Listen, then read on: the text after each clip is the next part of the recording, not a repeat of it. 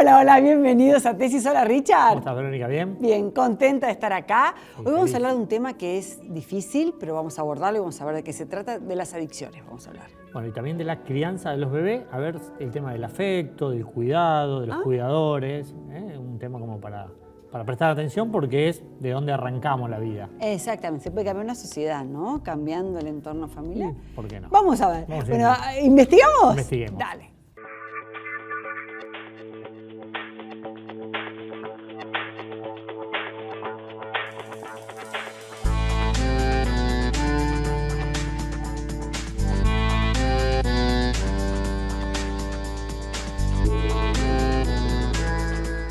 Bueno, Verónica, estamos acá con el licenciado Guido Castiela y vamos a hablar de adicciones. Él es psicólogo y vamos a hablar del tema de adicciones, abusos, de sustancias, me imagino, lícitas, no lícitas.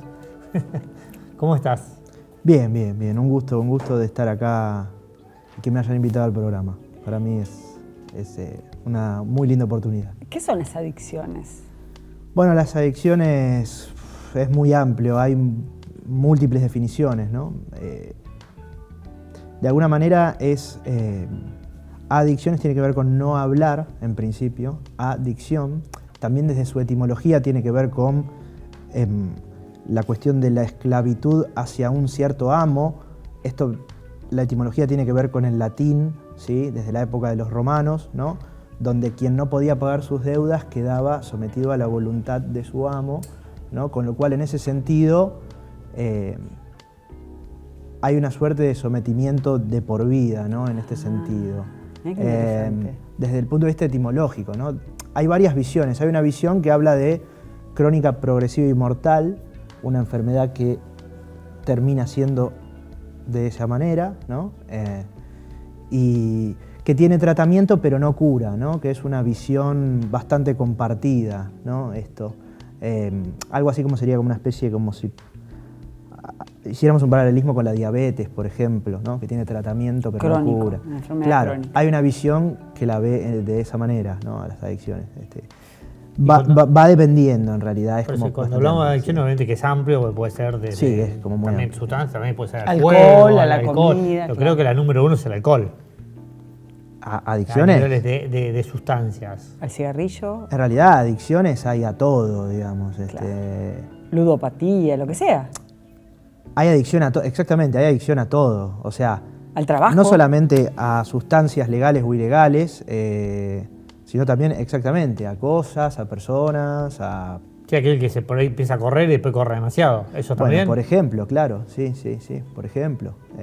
¿Y con qué, digamos, con qué tiene que ver eso, digamos? Y tiene que ver muchas veces con, por ejemplo, evidentemente hay algo no dicho, hay algo que está sucediendo ahí, ¿no? Que se formaliza mediante, si se quiere, que esta es otra visión de las adicciones, mediante un cierto síntoma, ¿no? Que es una visión esta también que complementa. A mí me gusta trabajar de esa manera, ¿no? Complementando las diferentes visiones acerca de este abordaje, que son múltiples, ¿no? Y bueno, se sintomatologiza de esta manera. ¿Qué quiere decir? Sucede algo por dentro que no se puede tramitar psíquicamente y eso hace que, bueno, se formalice mediante conducta y que no se pueda de alguna manera ver o entender quizá por qué, porque la persona que está, digamos, atravesando esa situación no es que se anda preguntando mucho acerca de si está bien o mal esto que estoy haciendo, si me sirve o no me sirve, es como que va para adelante como sin darse mucho cuenta y hasta llega incluso un momento en que puede llegar a darse cuenta pero no puede frenar, entonces ahí ya está como en un estadio como más complejo, ¿no? Guido, ¿cuál es la diferencia entre a mí me encanta hacer algo a ser adicta a algo? ¿Cuál es el límite? ¿Hay un límite? Y hay límites, claro. Una cosa es que te guste algo. Me encanta el dulce de leche. Bueno, pero una cosa es que te guste el dulce de leche y otra es... tiene que ver con una serie de cosas, ¿no? Por ejemplo, con la cantidad de dulce de leche que comas, la frecuencia, con cómo te afecten las relaciones interpersonales, con cómo te afecten las relaciones laborales. Claro, ¿por qué lo comés? Claro. Tiene que ver con una serie de cosas, ¿no? Y acá está como la discusión esta, ¿no? De seguramente muchas personas se preguntarán, bueno, pero escúchame, yo, viste, qué sé yo, me tomo X cosa todas las noches o fumo X cosa para dormir y uno dice adicto sí, adicto no, digamos, es muy amplio, ¿no? Y la verdad que desde una cierta visión uno diría, bueno, a ver, hay un cierto motivo por el cual, qué sé yo, para mirar una película necesitas fumarte algo, por ejemplo, ¿no? O sea, o para bailar o para desinhibirte necesitas sí o sí, ¿no? Como está muy extendido hoy por hoy, digamos, en la juventud, el tema del consumo de alcohol para la desinhibición y un montón de cosas, O el ¿no? Viagra, ¿no? Digamos, si tiene un motivo específico con el cual sin esa sustancia vos no lo podés hacer, lo que pasa que, bueno, hay que hacerse cargo de que uno no lo puede hacer, que tan difícil es para mucha gente, ¿no? Decir, bueno, a ver, yo no sé si puedo salir a bailar sin tomar alcohol, ¿no? Por ejemplo, que esto es algo que sucede como muy seguido y no son muchas las personas que lo terminan admitiendo tan sencillamente. En general, cuando se habla de adicciones, se habla de cuando ya se llegó a tocar mucho fondo, ¿viste? Cuando ya la cosa avanzó bastante y hay muchos problemas económicos, muchos problemas interpersonales familiares, etc. Pero no es el único momento en donde se puede hablar de adicciones, ¿no? Tiene que estar también esta cuestión de hay algo que estoy tapando, hay algo que no estoy pudiendo hacer sin eso, ¿no? Cuando digo eso me refiero, puede ser sustancia, puede ser cualquier muleta de alguna manera, ¿no? Como, Sí, como ese bastón, ese apoyo para hacer eso. exacto, es una especie de muleta. También, Lo que pasa es que arranca con una negación de algo. sí, arranca una negación y es interesante la cuestión de la muleta. ¿Por qué? Porque, digamos, la muleta en un principio te permite caminar, ¿viste? O sea, la sustancia en un principio te permite armar lazo social dentro de todo. Por ejemplo, tomar alcohol y desinhibirte con amigos, etc. Sí, más o menos, pero bueno, o sea, en realidad, en un principio, por ejemplo, gente que por ahí tiene problemas para socializar, mediante la sustancia muchas veces encuentra un cierto modo de enlazar, sobre todo la juventud y la adolescencia, que es esa época tan compleja, ¿no? A nivel psíquico. Pero ¿qué pasa? Llega un determinado momento donde esa muleta falla, digamos, el antídoto se torna veneno en un determinado momento. Entonces tiene como esta doble cara la sustancia, ¿no? Que termina muchas veces afectando. Con lo cual, bueno, complejo. ¿Y la adicción es de la persona que la padece o del entorno familiar también? Bueno, es un poco de todo, ¿no? Yo en la fundación donde trabajo, trabajamos de esa manera, que es la Fundación EIRA. Trabajamos multidisciplinariamente y familiarmente. Como se trabaja y se aborda desde varios lugares, ¿no? Y de varias maneras. Pero sí. Yo entiendo que tiene que ver con el entorno familiar también y entiendo que, así como las adicciones, digamos, cualquier problemática y pesar humano, hoy por hoy es muy difícil entenderlo sin entender el entorno, ¿no? Cualquier cosa, depresión, ansiedad, trastornos, llámese lo que sea, ¿no? Pero digamos, adicciones no escapa a eso también, o sea. La pasa que, bueno, es difícil muchas veces decir, no, pero bueno, mi hijo es el que, ¿viste? El que consume, mi hijo es el, ¿viste? Nosotros, ¿viste? Somos familia no sé qué, y en realidad no tiene nada que ver una cosa con la otra. Seguramente la familia sea buena en un montón de sentidos, digamos, no. Lo que pasa es que muchas familias tienen temor de admitir esta situación por decir, bueno, si lo admito estoy admitiendo mi propia falta, claro. Mi propia falta. Y en realidad, a ver, no hay mucha manera de hacer correctamente la paternidad, ¿no? Entonces, no sería una cosa, eso muchas veces obstaculiza, no sería una cosa rara o que la gente juzgaría decir, viste, tu hijo consume porque, viste, lo criaste mal o cosas por el estilo, digamos. Bueno, muchas gracias, Guido, un gusto, bueno, Bueno, gracias. Vamos, dale. Bueno, llegó el momento de hablar de la crianza de nuestros hijos. Para hablar al respecto está Gaspar Segafredo, el psicoterapeuta. ¿Cómo estás, Gaspar? ¿Qué tal? ¿Cómo andan? Muchas gracias por venir. Un gusto. Gracias a ustedes. Bueno, Interesante contanos, tema. sí, un poco cómo está linkeado esto del afecto con la crianza, si hay que ser rígido, si hay que ser más laxo. Bueno, a ver, el tema en realidad rígido y laxo, ninguno de los extremos va a andar bien, ¿no? Ajá. Pero lo fundamental es el sostén afectivo que incluye justamente la mirada empática, incluye el sostén, el cuidado y al mismo tiempo los límites amorosos, digamos. O sea, justamente la contención implica poner límites, pero desde la amorosidad y en el marco de ese reconocer al otro, o sea, al niño o al bebé, si arrancamos del principio, y esa ayuda a que él mismo se reconozca, o ella misma, Y bueno, a partir de ahí es que el bebé empieza a saberse existente, por ejemplo, desde esa contención y esa mirada del otro que lo está cuidando, y que está poniendo límites también, ¿no? La contención también es poner límites, así que no es ni una ni la otra, digamos. O sea, es las dos al mismo tiempo sería, pero desde lo empático y lo afectivo, que es lo que hace la diferencia. Justamente lo que sería una madre o un padre o el cuidador principal suficientemente bueno es el que está disponible para el bebé o la bebé, y el que está intentando devolverle constantemente ese gesto espontáneo que surge en el bebé desde el principio y que lo ayuda a ir construyendo su subjetividad. Podemos decir que ese vínculo afectivo y empático es la base, como el suelo sobre el que se construye la subjetividad del bebé. Y eso a lo largo del tiempo, también durante la niñez, la adolescencia, obviamente todo va cambiando y podemos hablar de un eje sostén afectivo, autonomía, donde cada vez digamos, se va acercando hacia la autonomía y hay menos sostén constante, digamos. Y eso tiene que ver, digamos, en el caso de las familias más, digamos, constituidas hombre-mujer, digamos, ¿tienen roles diferentes ante el bebé o son los mismos roles cumplidos distintos o cómo funciona eso? Bueno, a ver, tradicionalmente sí se hablaba de roles, podemos hablar de funciones maternas, funciones paternas, pero la verdad es que yo prefiero hablar de cuidadores los cuidadores tienen que tener tanto lo que se llama función materna, que es esta cuestión empática, de sostén, afectiva, como la función paterna, que tiene que ver también con el límite y con la presentación del mundo. Yo creo que los cuidadores principales, papá y mamá o quien sea, sí, tienen que cumplir con las dos funciones también al mismo tiempo, digamos.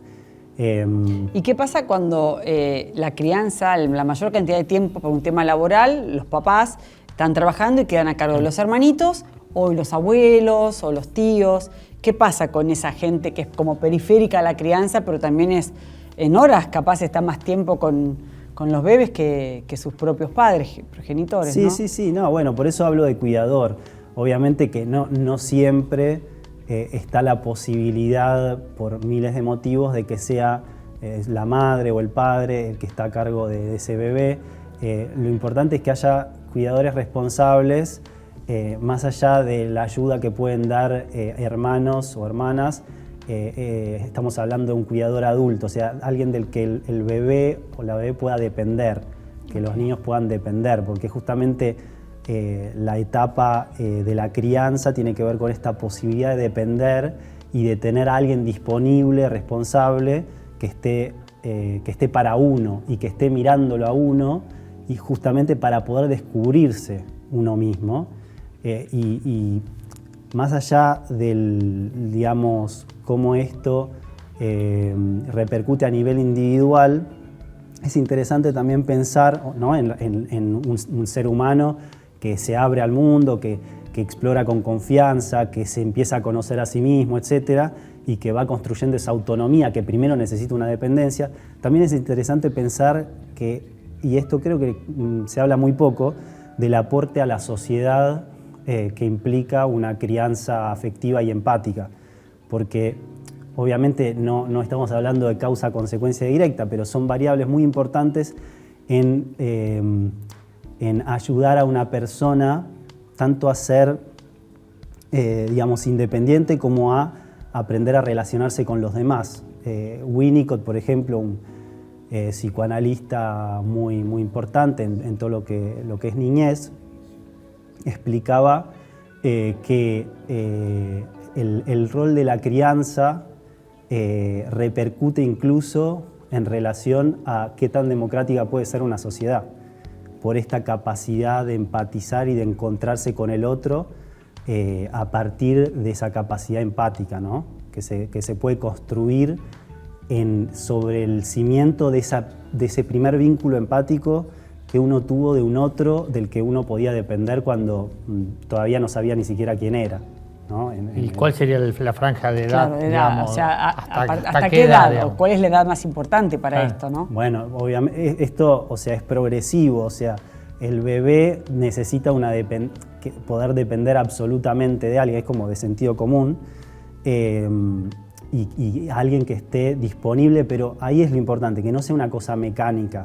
porque si se vuelve mecánico ya no va a estar ocurriendo esta transmisión de la empatía. O sea que una persona, por ejemplo, institucionalizada, no tendría los mismos beneficios que una persona que tiene un 1 a 1 o 3 o 4 personas a cargo. Bueno, sería como más independiente. Miren, hay, por ejemplo, en la Segunda Guerra Mundial se comprobó que, obviamente hubo muchísimos bebés, lamentablemente, que eran huérfanos, y se comprobó que no alcanza con mecánicamente darles de comer, hacerlos dormir, que estén sanitos, limpitos, etcétera. No, o sea, los bebés de repente caían en lo que se llama depresión anaclítica e incluso podían morir por esta carencia de afecto.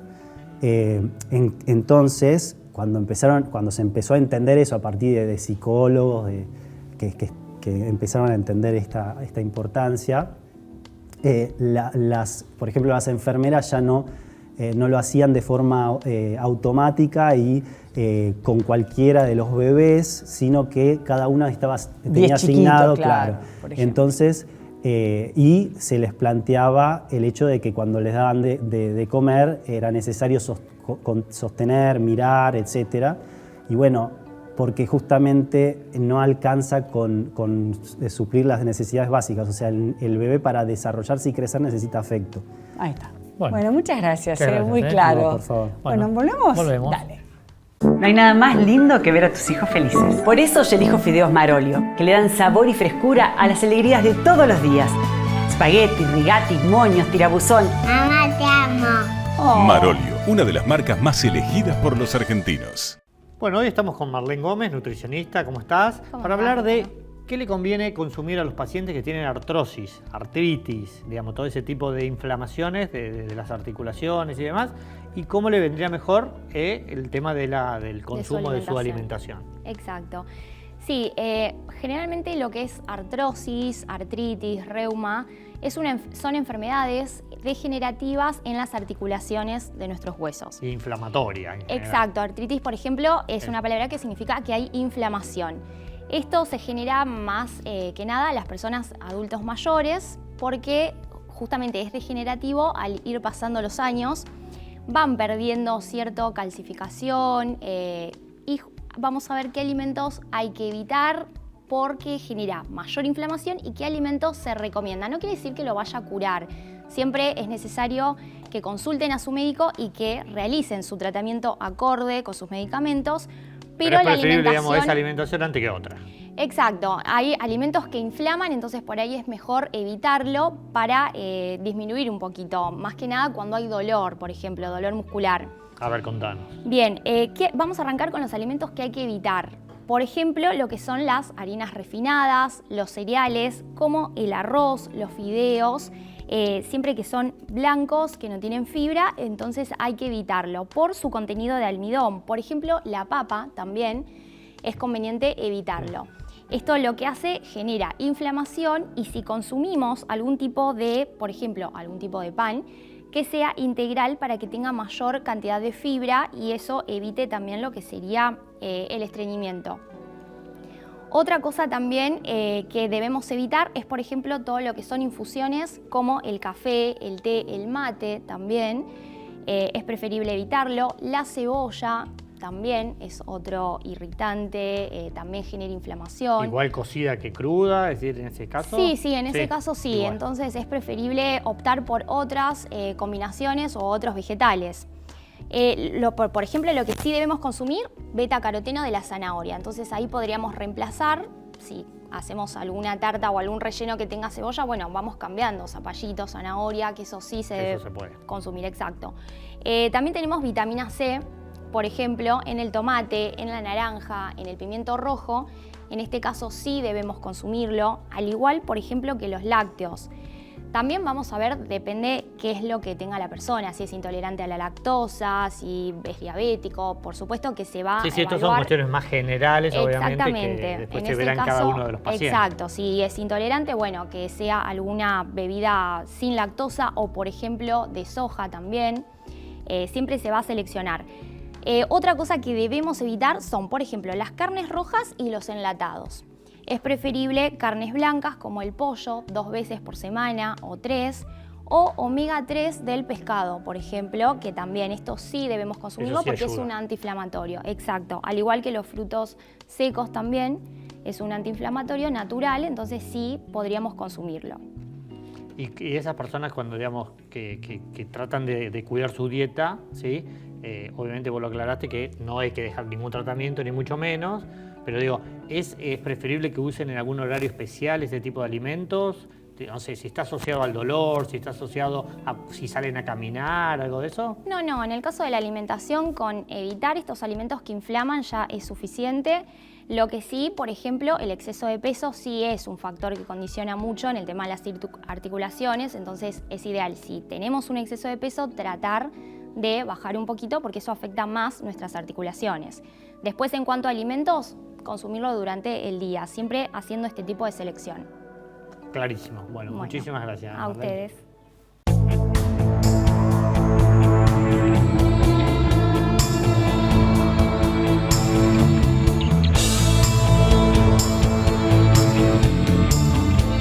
Simmons, descansá en primera clase. Bueno, llegó el momento de tesis en que vamos a hacer la prueba de la sentada. Se va a tener que sentar, señor Richard, porque la tenemos al doctor Fulmer, que va a ver si usted se sienta bien o no. A ver, Ricardo, tome asiento, por favor. Bueno, nos sentamos. El problema mayor, sobre todo no en el caso de él, en la gente grande, es que cuando se tiene que incorporar... A ver, incorporate. A ver, ahí. Muy bien. Ahora, sentate otra vez. Siento. Poné los pies más adelante. La gente más grande está así. Es imposible porque levantarse. no tenés ángulo Claro, para no hay poder ángulo. traccionar los músculos. Hay un músculo que es importantísimo, que es este, que se llama cuádriceps, y que la gente deja de usarlo. Este músculo cuádriceps es el que te hace subir una escalera, te hace salir de un auto, pararse de una silla, entrar a la bañera. Cuando este músculo se afloja, es un desastre. Entonces, ¿qué le vamos a recomendar a la gente? ¿Cómo pararse de una silla? Es un tema que Verónica nos sugirió, que tenía una persona conocida, me dijiste que no se podía levantar. Bueno, le vamos a enseñar a esa persona y a otros televidentes. Lo primero que hay que hacer es llevar los pies bien para atrás. Bien para atrás, ¿así? Ahí ya el músculo está tenso. Claro. Y cuando te vas a incorporar, darle un impulso. Vos le diste con el cuerpo y la gente mayor puede hacerlo con el cuerpo y la cabeza. Ah, como siendo Otra con la vez. cabeza para adelante. Exacto. Así. Exacto. Esto. Claro. Entonces le cuesta mucho menos. Sí, es como que te fluye el Claro. movimiento. Y aparte, fíjate que cuando tienen apoyabrazos, hacen toda la fuerza con los brazos y empiezan Claro. a dolerle el hombro, el codo, la muñeca y demás. Por eso es importante, primero, fortalecer este músculo que es el cuádriceps. Sentate, le vamos a mostrar a la gente cómo se Y una hace. persona mayor, ¿cómo lo fortalece? Así, ahora Así. lo vamos a mostrar. Hay que sentarse un poquito más adelante, corre la cola así, te recostás y estirás la pierna. Así. Y vamos a cebar arriba y abajo. Pero Arriba. no sabía que me ibas a hacer todo eso. Pero bueno, usted es un gimnasta, yo sé que usted va a clubes y gimnasios. Trabaja toda la zona abdominal también. Sí, pero ¿La pierna tiene que estar así o rotada? no, tiene que estar ¿Ahí o así. así? No, Ahí. eso no tiene importancia. No Lo importante Sí, ahí es es donde se tensa. Perfecto. ¿Vos dónde lo sentís? En el cuádriceps. Muy bien, Ahí. perfecto. Al principio lo puede hacer solo. Después puede agarrar una bolsita de nylon, ponerle medio kilo, 1 kilo de arena, arroz, Y ahí. yerba, lo que quieran, y lo pone en el empeine y con eso va a tener un poquito más de resistencia. Perfecto. ¿Por qué te dije poner la cola más adelante? Porque si estás muy para atrás, cuando bajas la pierna, no te permite la silla poder bajarlo bien. Entonces, si te venís más para adelante, Ahí es donde- tenés una excursión que es como querer tocar con el talón el piso y llevarlo hasta la zona de la cintura. ¿Y qué pasa con las manos? ¿Le conviene ponérselas debajo de los isquiones, debajo de la silla Sí, o es lo mismo? sosteniéndose y demás. Hay que tener en cuenta Siempre algo muy equilibrio. importante. Trate de no sentarse en sillas que sean bajas o sillones que sean muy bajos. La rodilla siempre tiene que estar... ¿Que esto es preferible los 90 grados acá? ¿O no? No, no. Eso es como Mirá, consejo siempre, es la altura de la Doc. cintura. Vos tenés la cintura acá y acá está la rodilla. A ese nivel puede ser. Ahora, si la rodilla está más alta, porque la silla es muy baja, bueno, ahí no te levantás. Sí, ya va a costar O sea, mucho. vos sí, pero cualquier persona que estuvo mucho tiempo, sobre todo después de la pandemia, mucho sedentarismo, falta de gimnasia, la gente dejó de salir a caminar y demás, bueno, siempre una silla más alta. Perfecto. Perfecto. Buenísimo, buenísimo el consejo. Mirá, me paré bien. Mirá, Ahí se está. paró bárbaro. Muy bien, ¿viste? Bueno, gracias. Lo que es, hay que seguir al doctor Fullman. Bueno, muchas gracias. Bueno, no, Doc. por favor, un gusto. Muy bien, Richard. Ya volvemos. Buenísimo, me encantó, ¿eh? Bueno, sí, la verdad que variadito, Programón. pero bueno, sí. Perfecto. Hay que fijarse en el tema de que no nos superen las ansiedades y demás, y que si tenemos algo para sacar, sacarlo de Sí, diferente manera. adicción, sin poder decirlo. Sin poder Muy decirlo. interesante. Bueno, lo voy a decir. ¿Vas a venir el sábado que viene o no? Sí, vuelvo. Ah, bueno, entonces nos vemos el sábado que Nos vemos viene. el sábado. Gracias.